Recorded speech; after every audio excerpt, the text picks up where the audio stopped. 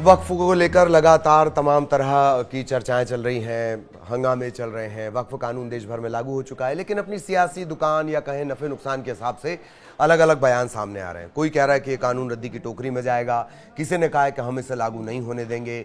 कहीं सदन में हंगामा थम नहीं रहा तो कहीं सड़कों पर हिंसा हो रही है, आगजनी हो रही है। इन सब के बीच संविधान और उसके नियम क्या कहते हैं, उसकी भी हम बात करेंगे। सलाम, नमस्कार, राम राम। मैं हूं ललित प्रजापति। तो आज जो मोटा मोटी है, बाकी के राज्य क्या कह रहे हैं, जिन राज्यों में सरकारें हैं वहां लोग क्या कह रहे हैं, जिनमें सरकारें नहीं है, विपक्ष में हैं, वहां लोग क्या कुछ कह रहे हैं, किस जगह पर कितना हंगामा हो रहा है, वो हम आपको बताएंगे।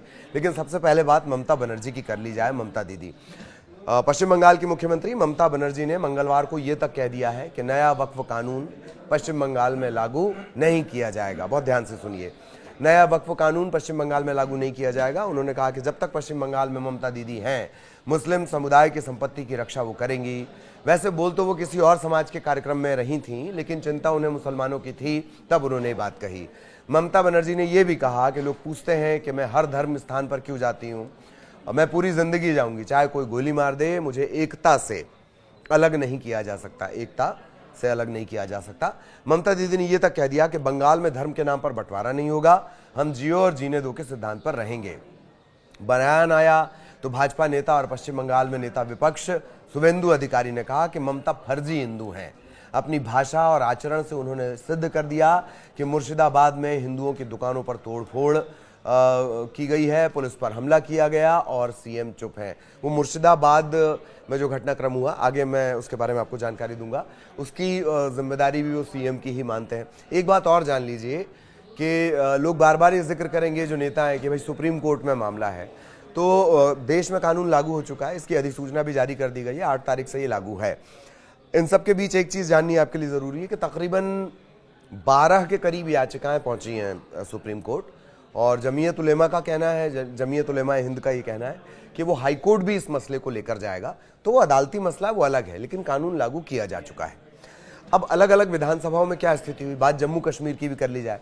जम्मू कश्मीर विधानसभा में बुधवार को लगातार तीसरे दिन नए वक्फ कानून, नए संशोधन जो संशोधित होकर कानून बना है, उस पर हंगामा जारी रहा। नेशनल कॉन्फ्रेंस और भाजपा के विधायकों के बीच हाथापाई तक हो गई। आखिरकार विधानसभा की कार्यवाही स्थगित करनी पड़ी। इधर आम आदमी पार्टी के विधायक महराज मलिक हैं, उन्होंने कहा कि हिंदू तिलक लगाते हैं लेकिन पाप करते हैं। इस पर भाजपा के विधायक हैं विक्रम रंधावा, उन्होंने मलिक की निंदा की और कहा यह हिंदुओं का अपमान है।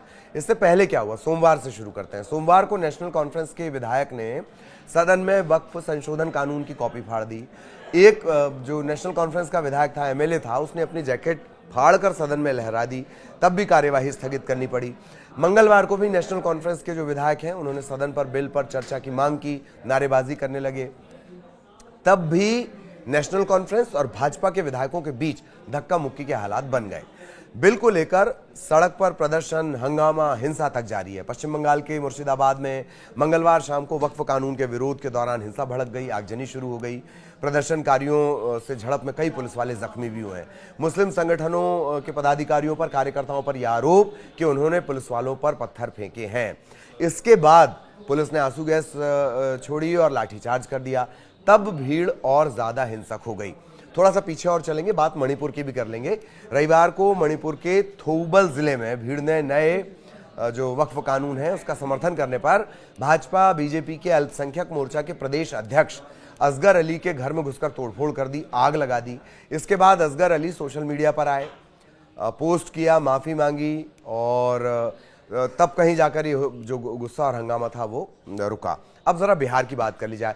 बिहार दरअसल चुनाव के मुहाने पर है और विपक्षी राजद इस बिल को कैश करने की फिराक में है, बिल को कैश करने की फिराक में। कानून पर आएंगे बाद में। तेजस्वी यादव विपक्ष के सबसे बड़े चेहरे बताए जा रहे हैं, उस तरह से खुद को प्रोजेक्ट भी कर रहे हैं। वो चुनाव जीतकर सरकार में आने का दावा करते हुए वक्फ कानून को कूड़ेदान में फेंकने की बात कर रहे हैं। उन्होंने कहा कि यह कानून संविधान के अनुच्छेद 126 का उल्लंघन करता है। राजद नेता तेजस्वी यादव कह रहे हैं कि अगर राज्य में उनकी सरकार बनती है तो इस विवादित कानून को किसी कीमत पर लागू नहीं होने देंगे, इसे कूड़ेदान में डाल देंगे। यही बातें झारखंड से भी आई हैं। झारखंड सरकार में स्वास्थ्य मंत्री और कांग्रेस के नेता डॉक्टर इरफान अंसारी ने इसे राज्य में लागू नहीं होने देने का बयान दिया है। उन्होंने ये कहा है कि वक्फ संशोधन विधेयक 2025 को झारखंड में लागू नहीं होने देंगे, किसी भी हाल में ये संशोधन बिल झारखंड में लागू नहीं होगा। उन्होंने ये भी कहा कि मुझे समझ नहीं आता कि अगर मोदी सरकार अल्पसंख्यकों की भलाई के लिए कोई अच्छा नहीं कर सकती तो उन्हें परेशान क्यों करती है। कभी 3 तलाक, कभी NRC, CAA ले आते हैं, और मुस्लिम समाज ने इसकी मांग तो की नहीं, केंद्र सरकार फिर से क्यों लेकर आई। अब ये इस तरह की बयानबाजी है। नागरिकता संशोधन अधिनियम CAA जब ये आया था तब भी इसी तरह की बयानबाजी आई थी, लागू करने को लेकर इस तरह की बयानबाजी हुई थी, CAA को लागू करने को लेकर। लेकिन केंद्र सरकार की तरफ से बनाया गया कानून पूरे देश में लागू होता है, क्योंकि नागरिकता, किसी को हम नागरिकता दे रहे हैं, सिटीजनशिप, वो केंद्र सरकार का अख्तियार होता है। अख्तियार मतलब वो कैसे बढ़ते हैं वो मैं आगे आपको बता रहा हूँ। राज्य नागरिकता नहीं देता है। मध्य प्रदेश ये नहीं कर सकता कि बाहर से कोई आए, पाकिस्तान से कोई आए, बांग्लादेश से कोई आ जाए, कनाडा से कोई आ जाए, उसको मध्य प्रदेश, झारखंड, बिहार ये नागरिकता नहीं दे सकते। अब अपन आते हैं वापस कानून पे। संविधान इसे लेकर क्या कहता है, अब समझिए। भारतीय संविधान की 7वीं अनुसूची के मुताबिक केंद्र और राज्य की कानूनी शक्तियों को 3 सूचियों में बांटा गया। संघ की सूची, राज्य की सूची, समवर्ती सूची, जो सरकारों के बीच पावर डिस्ट्रीब्यूशन, शक्तियों के बंटवारे को दिखाता है। संघ सूची यानी यूनियन लिस्ट, इसमें वो सब्जेक्ट शामिल है जिन पर केवल केंद्र कानून बना सकता है। रक्षा है, विदेश है, बैंकिंग है, संचार है, कम्युनिकेशन, मुद्रा है, पैसे लत्ते से जुड़ा हुआ, इस पर केंद्र कानून बनाएगा और राज्यों को मानना पड़ेगा। राज्य सूची क्या है, स्टेट लिस्ट। इसमें भारतीय संविधान की 7वीं अनुसूची के मुताबिक राज्य सरकार को कुछ विषयों में कानून बनाने का अधिकार दिया गया है, जैसे पुलिस हो गई, Madhya Pradesh police, Uttar Pradesh police, Chhattisgarh police, ये आपने सुना होगा।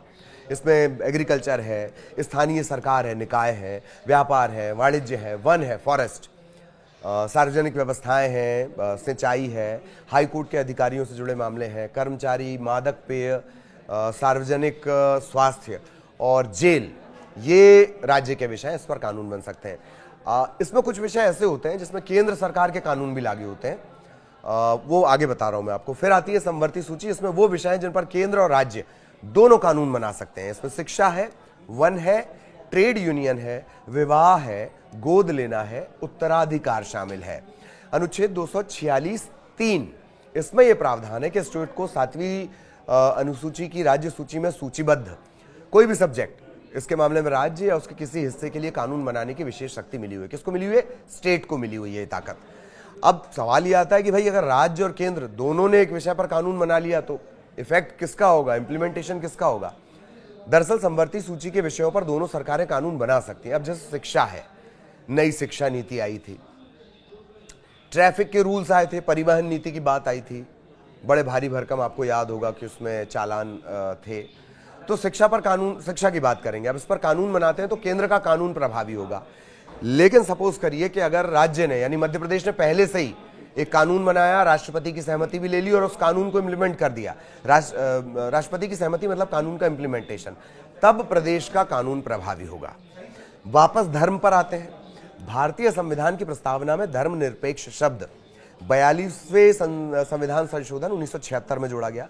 इसका अर्थ हुआ कि भारत में धर्म के आधार पर किसी के साथ भेदभाव नहीं किया जाएगा, सबको धार्मिक स्वतंत्रता का अधिकार होगा।